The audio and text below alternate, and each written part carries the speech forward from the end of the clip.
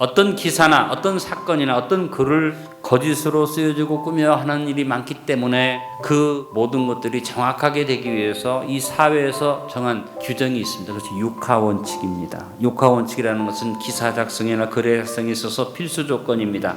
누가, who, 언제, when, 어디서, where, 무엇을, what, 왜, why, 어떻게, how의 6가지 기본되는 조건을 육하원칙이라고 말합니다.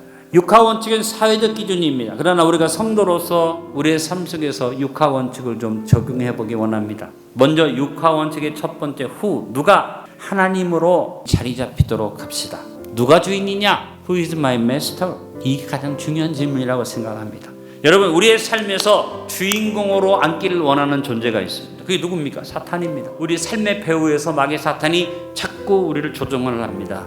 이와 같이 사탄이 우리의 주인 되고자 할 때 야고보 사도는 단호하게 사탄이 주인 되고자 하는 것을 물리치라고 했습니다. 야고보서 4장 7절에 그런즉 너희는 하나님께 복종할지어다. 마귀를 대적하라. 그리하면 너희를 피하리라.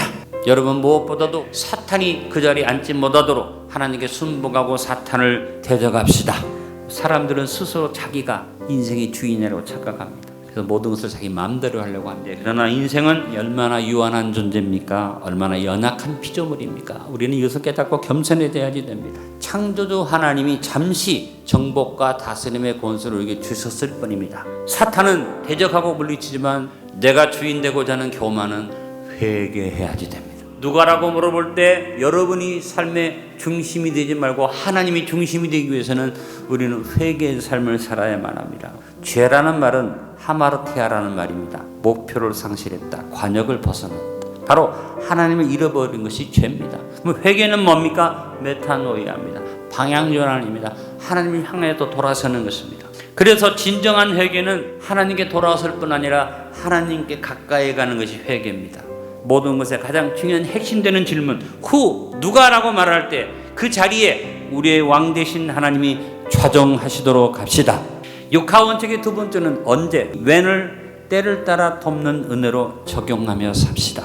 때가 중요하니까, 시간이 중요하니까 세상은 찬스, 기회를 강조하고 그것을 말합니다. 그러나 하나님의 백성에게 있어서는 시간은 영원이라는 삶 속에 들어오는 축복을 받게 되는 것입니다. 오직 한 가지만 하면 됩니다. 하나님의 때가 나에게 있기 때문에 인내하면 됩니다.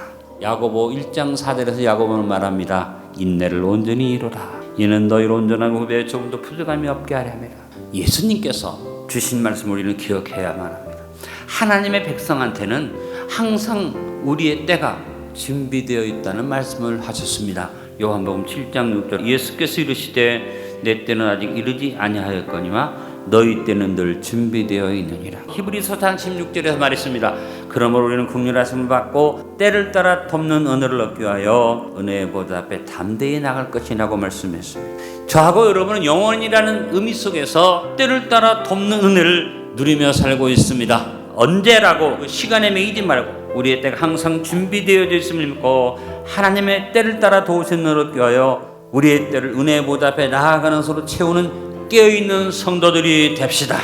육하원칙의 세 번째, 왜 어디서의 자리를 십자가 그늘 아래로 고백하며 삽시다.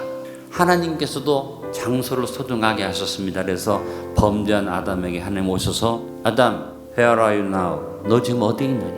우리는 항상 우리의 자리를 분수에 맞게 그리고 적절한 자리에 잡고 있다고 고백할 수 있어야지 됩니다.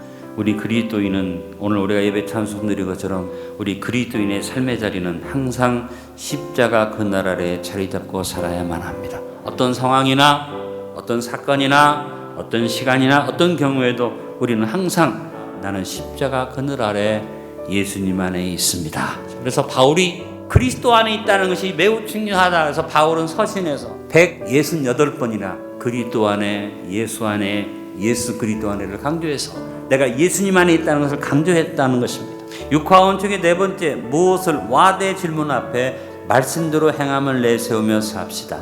육하원칙에서 가장 중심이 되는 주제는 뭐냐면 무엇을 했느냐가 중요합니다. 사건의 내용이나 그 사건 속에 행한 나의 행위가 설명되어져 있어야만 합니다. 하나님의 자녀된 우리는 빛의 자녀로 부끄러움이 없는 거룩한 행실을 이룰 수 있도록 기도합시다.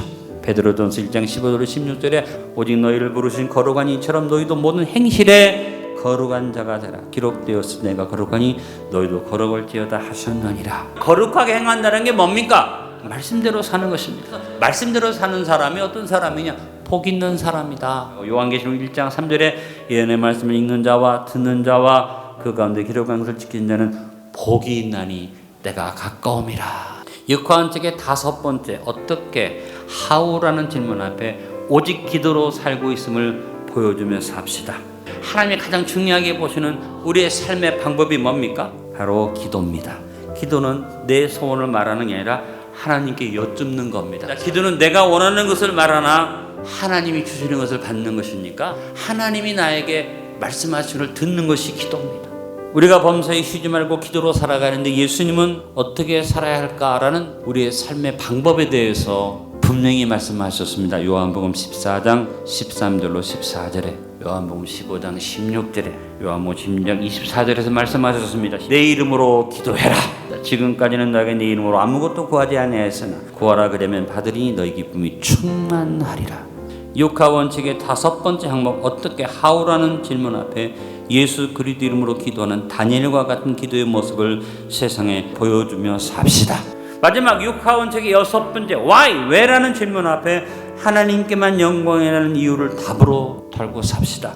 육하원칙의 마지막 주제는 왜입니다. 원인이 뭐냐, 이유가 뭐냐, 왜 그랬느냐라고 질문합니다. 어떤 일이든지 원인과 이유와 목적하는 바가 있는데 이것이 없으면 해프닝으로 끝납니다. 그런데 의외로 많은 사람들이 삶의 이유를 모릅니다. 삶의 목적을 모릅니다. 왜 사는가? 무엇 때문에 사는가? 이 사람들은 잘 대답하지 못할 때가 있습니다. 우리는 믿음의 사람인데 우리는 삶의 목적도 이유도 분명합니다. 그것은 하나님께 영광 돌리기 위해서. 고린도전서 10장 31절에 그런즉 너희가 먹든지 마시든지 무엇을 하든지 다 하나님의 영광을 위하여 하라. 결론을 맺습니다. 이 세상에서 말하는 사회의 기준, 육하원칙을 우리 신앙생활에 대한 정리정돈의 자세로 삼기를 원합니다. 왜냐하면 우리의 삶의 터전을 하나님의 집으로 진리의 기둥과 터로 삼기 위해서 우리가 어떻게 해야 할까? 이것을 생각하면서 신앙인의 삶의 육하원칙을 한번 정리정돈해 봤습니다. 누가? 후. 만물의 창조주이시며 절대 주권자신 하나님이 when? 언제? 영혼 속에 준비된 삶에 따라 준비된 시간 속에 인내를 이루면서 어디에서? 십자가 그늘 아래 성령의 은혜 안에서 무엇을? 말씀을 따라 거룩한 삶을 이루며 어떻게? how? 예수 그리스도 이름으로 기도함으로 우리는 주 앞에 서야 할 것이고 왜? 라고 물어보거든 하나님의 영광을 위해서 산다. 이 고백이 우리의 삶 속에 자리 잡히기를 바랍니다.